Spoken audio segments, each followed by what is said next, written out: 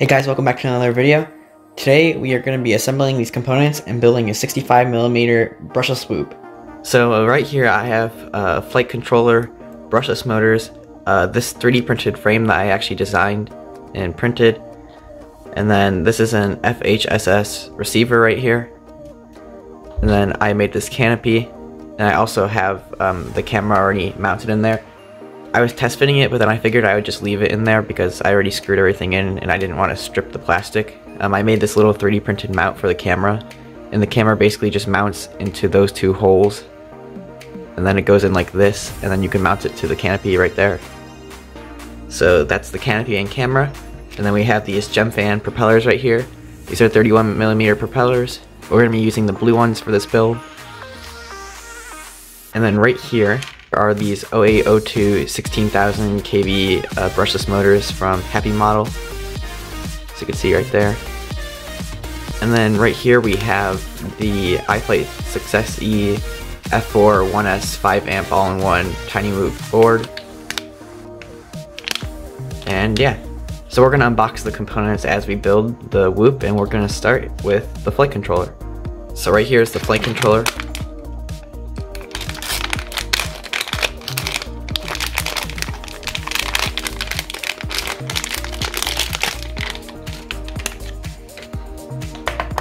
It comes with this diagram, which you can use for wiring your receiver.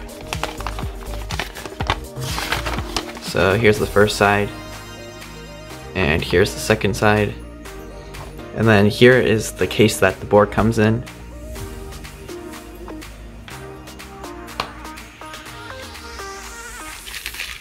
So here's the board. You also get a micro UFL connector antenna for the VTX, and then this is for the receiver right here. And then you also get these soft mounted standoffs and then some screws. And then right here is the board. So there is a PH 2.0 connector right here. And then here are the motor connectors, micro USB port. And then there is the camera connector, and this is the VTX board that sits on top. So it's a pretty tiny board. So we're going to put this into the frame. So the first thing I'm going to do is open up this bag and get the little standoffs and screws out, like that. And then I'm going to get my frame. So this is the frame that I made. So with these little rubber mounts, you basically just push them into these slots until they're nice and secure.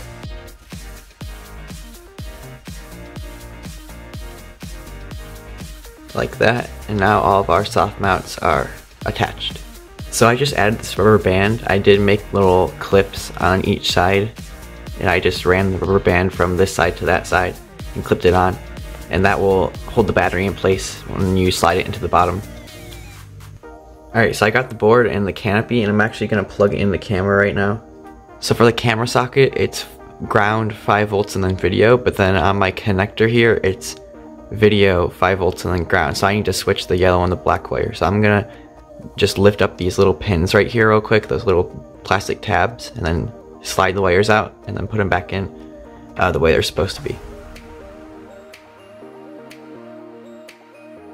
Alright, so now I can take this, and now it's in the correct order. So we have ground, 5 volts, and then signal, which is how it's indicated on the board, and we can plug it in.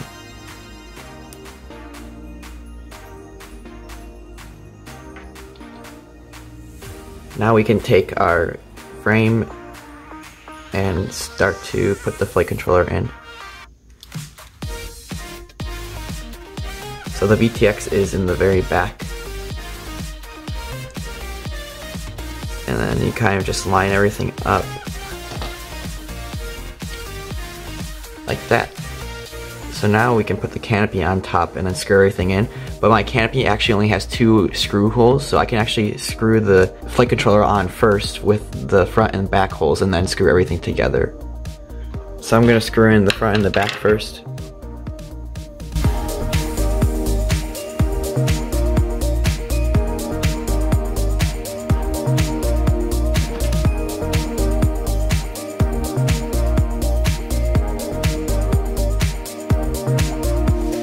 I actually have to unplug this camera right here to access the back screw.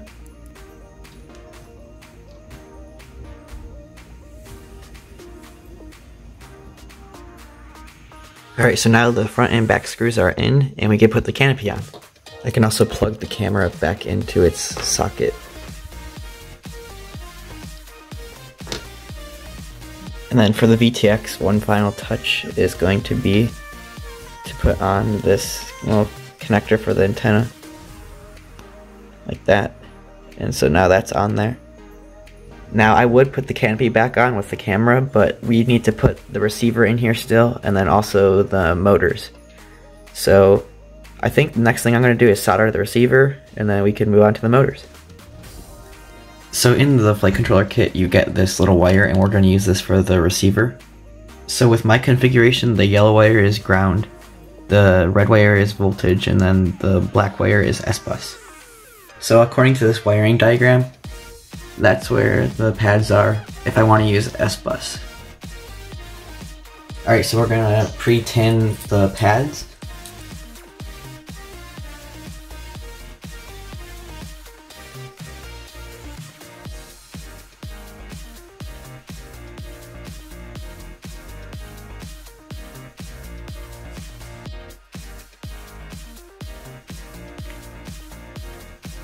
Okay, so the yellow wire is ground, so we're going to solder ground first. So there's ground. The second one is voltage.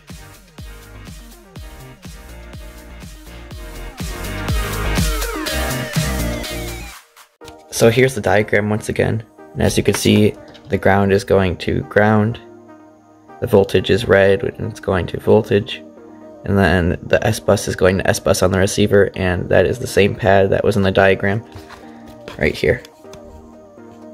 Alright, so now that that's all set up, the last thing we have to do is attach the motors and plug them in, and then configure this in Betaflight. So here are the HappyModel motors right here. So we're going to open these up. And so it comes with this bag of screws. And here are the motors. I've never seen brushless motors this tiny.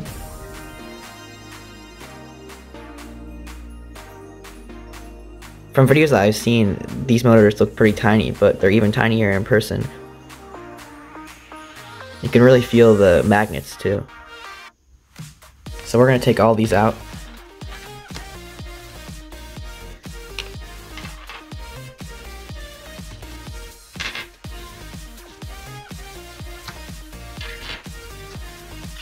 Alright, so I'm going to do a time lapse of me putting these motors on and screwing them in, because all I'm doing is lining up the little holes in the bottom and then screwing it in. And I'll get back to you guys and we'll plug them into the flight controller.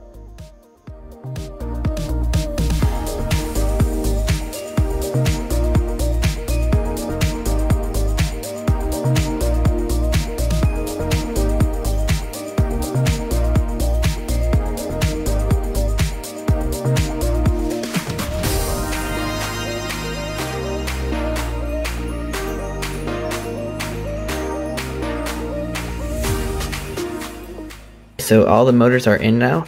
I actually did lose one of the screws, but it seems like they included an extra one just in case that happened, at least for me. So I was able to screw all them in with 3 screws. And now we're going to twist the motor wires and plug them in.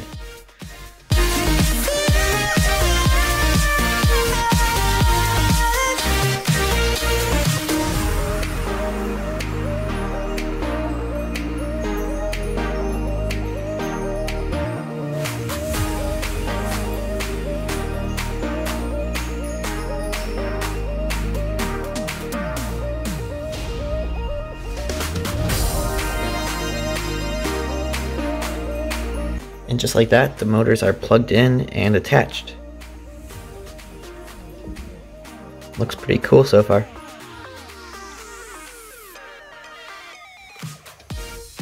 Alright, so I'm going to plug in the quad and hopefully everything goes well.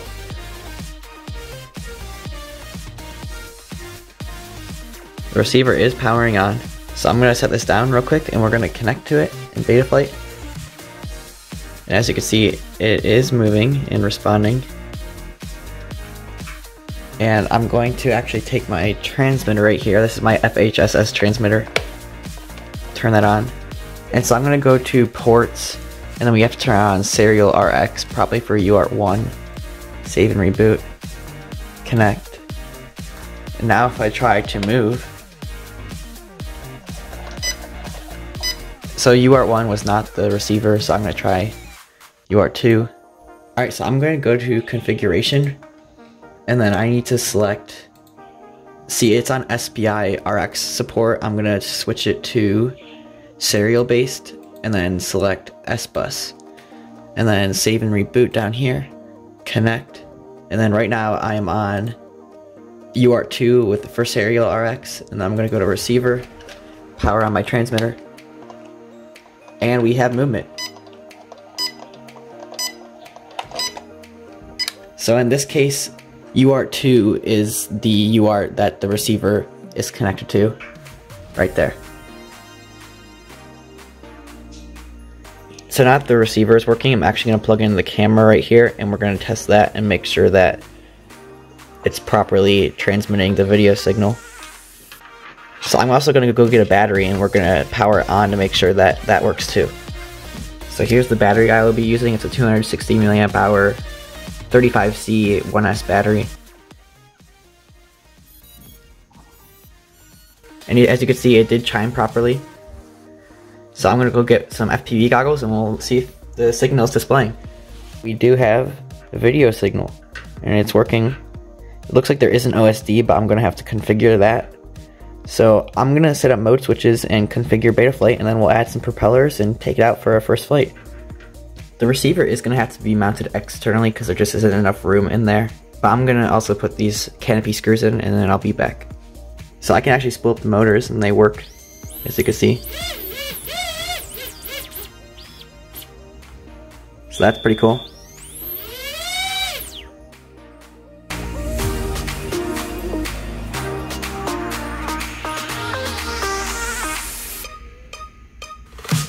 So while I'm waiting for the battery to charge, I completely switched what I was doing.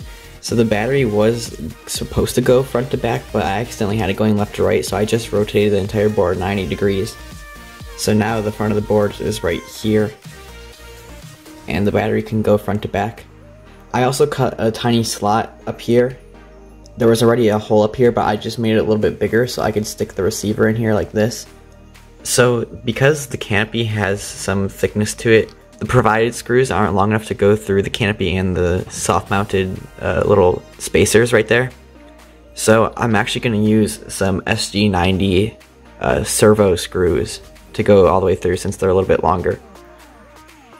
And so now the receiver can actually sit inside the canopy without interfering with anything. So that can go like that. Alright, so the receiver is sticking out the top here, and then I just have it wrapping around here and then going up through the actual antenna hole so that it's not super long. So it looks pretty cool now. And now I'm going to reconfigure it and make sure all the motors are spinning in the right direction. Okay, so this thing should be good now. It was definitely configured for a props in configuration because all the motors are spinning the right way when they go inward. If I arm it,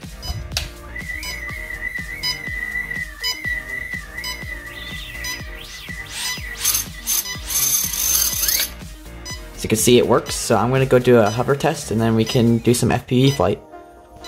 Alright, test hover number 1.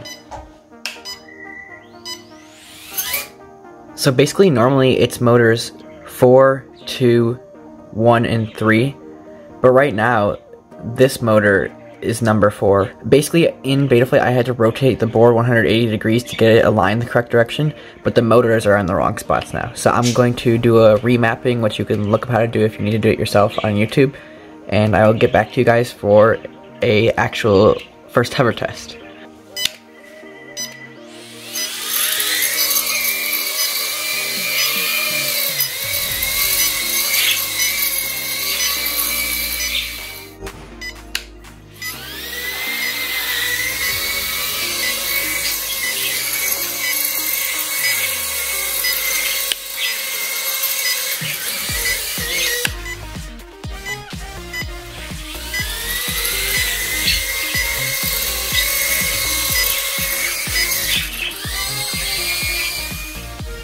So I figured I'd get a weight for this thing before I take it off.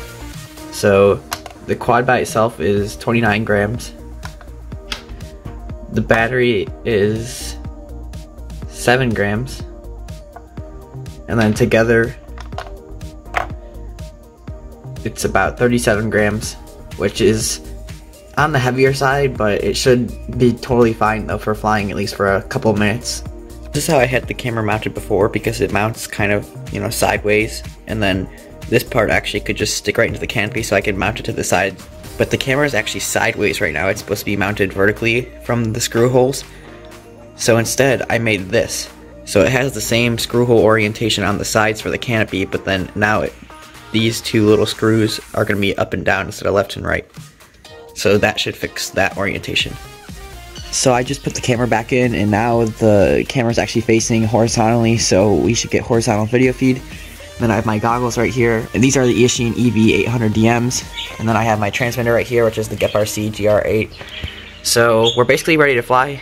I did put some custom rates and expo on this quad just because I want it to be a little less sensitive inside, so hopefully I have some good control over it. And we're gonna go fly.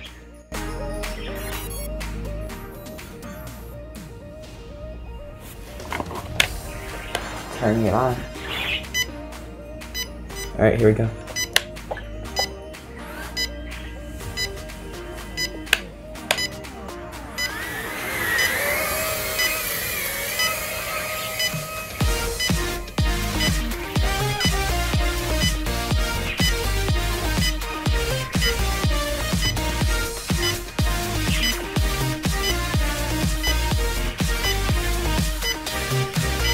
It is sinking a lot.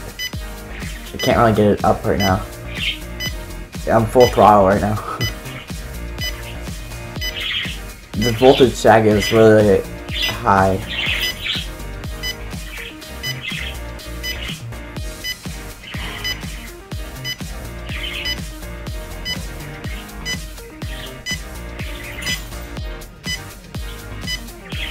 I wish I could try to bring it back up to myself. Oh, it's going up.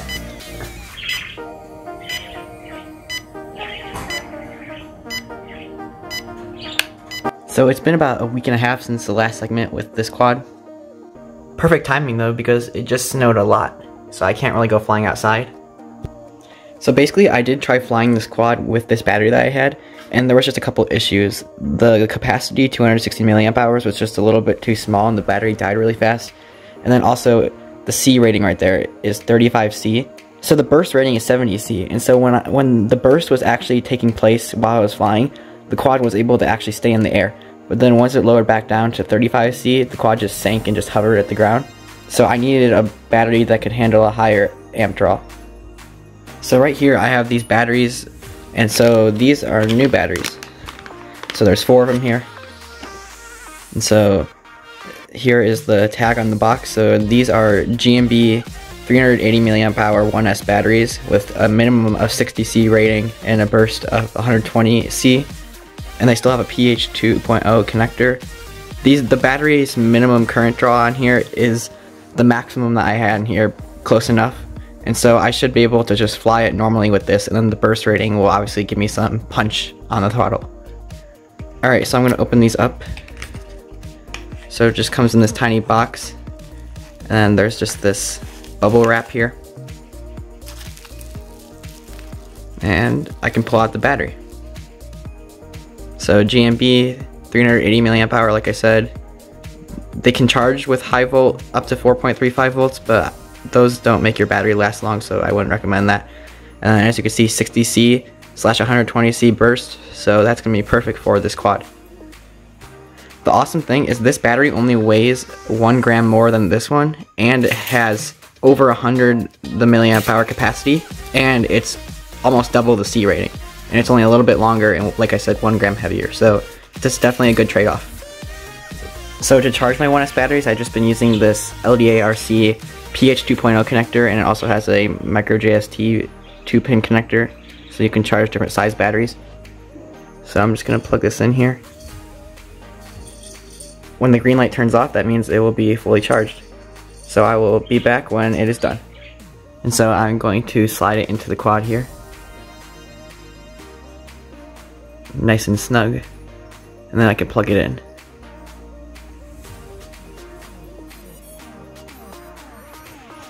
Alright, let's do a hover test.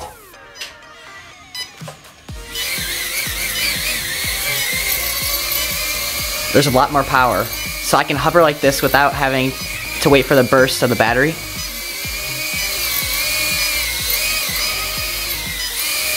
So that's really awesome. Alright, I'm gonna go do the FPV flight now. Alright, so for the FPV flight, I am going to power it on. There should be image. I'm gonna set that down. And I'm going to open the door and we're gonna go fly.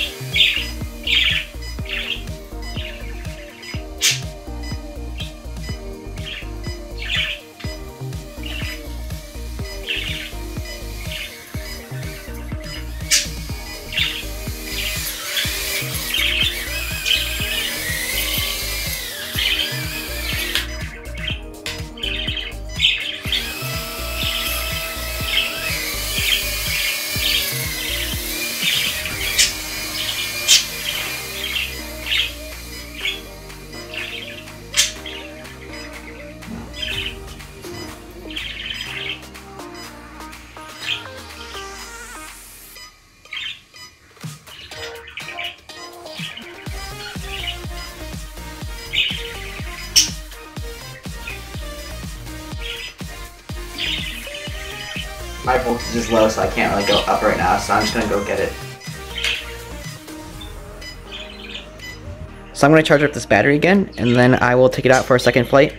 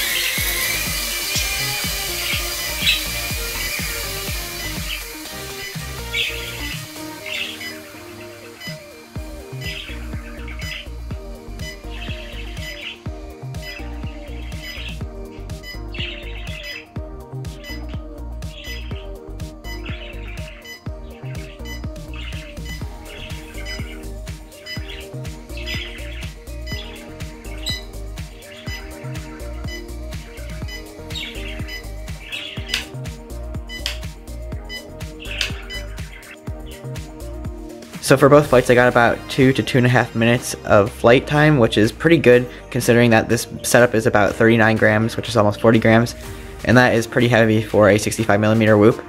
But considering that I didn't do anything to shave off any weight anyways, it's not too bad. Material probably could be taken off the ducts just because they are kind of thick, and I'm not really going to be crashing into too many things, and they're very stiff. And I think there's a lot of extra material also in these braces that I made, so I can try to clean that up too in the future. The battery with the higher C rating did help a lot, but I think in the future I might try to make a lighter frame or layer design so that I can at least shave some weight off and get some more flight time. But for me, this is a really good first experience with a indoor whoop. This video is really fun, kind of building this from scratch and coming up with solutions for different problems, but I'm glad that it worked out in the end. So like I said, this was a very fun project to work on. I'm definitely going to return to it in the future with some flight videos and also maybe some frame and design modifications, so stay tuned for that. If you have any questions, let me know in the comments below, and I will see you guys in the next video.